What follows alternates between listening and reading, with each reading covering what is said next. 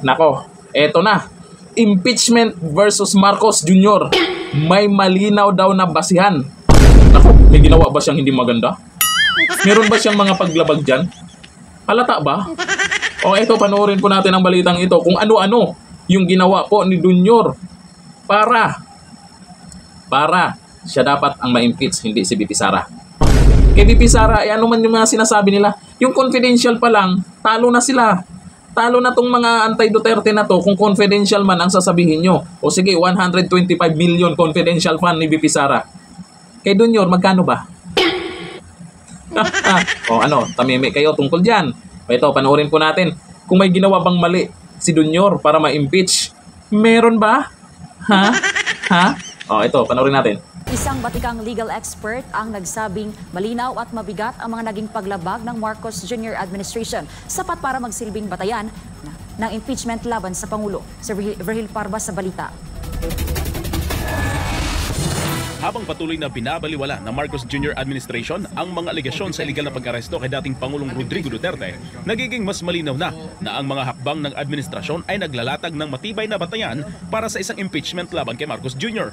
Ayon sa mga eksperto, ang mga kamalian at abuso ng gobyernong ito ay nagsisilbing malupit na ground para sila ay mapatalsik sa puwesto. Kasunod ng rekomendasyon ng Committee on Foreign Relations ng Senado na paiimbestigahan sa Ombudsman ang mga opisyal ng DOJ, DILG at PNP, mga ahensyang kinakasangkapan sa iligal na pag-aresto kay dating Pangulong Duterte, ay lumalakas ang pananawagan na may mga seryosong kasalanan ng mga nasa likod ng mga hakbang na ito.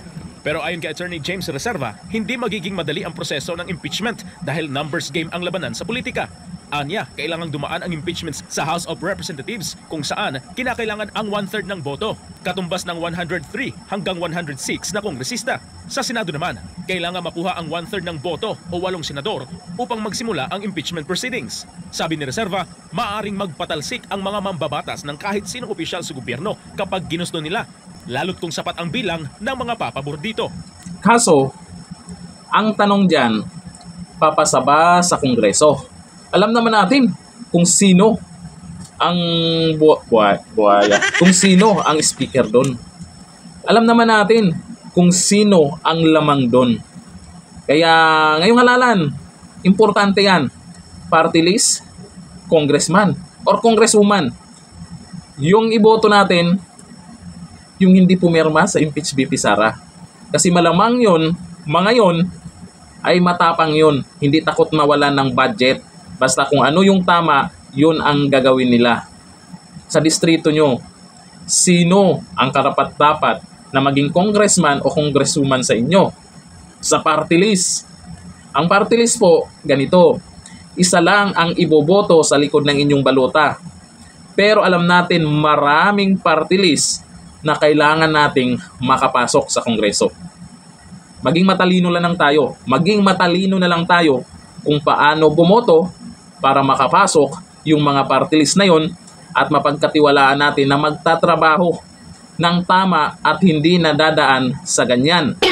Kaya kung ako ang tatanungin, PDP Laban, merong sinasabing dadagdagan, pero alanganin ako dyan. Mas maganda yung magkulang kaysa magsobra. Kasi kung magsobra, wala, hindi na maisama yung boto nyo dyan. 10. Ito sa akin lang to ha. Depende yan sa inyo kung idagdag nyo yung inendorso ni VP Sara or ni Tatay Digong. Sa akin, hanggang Duterte. Tapos yung party list ko, ito alam nyo na to. Yung number 94 BH Bagong Henerasyon Party List. Alam ko hindi ako mapapahiya dito. Napatunayan niya na ito. Hindi pumirma sa impeach VP Sara at napahiya pa yung isa na mahilig magdala ng mamahaling bag niya. Sana all. Alam niya. Hanggang dito na. Thank you. Bye-bye.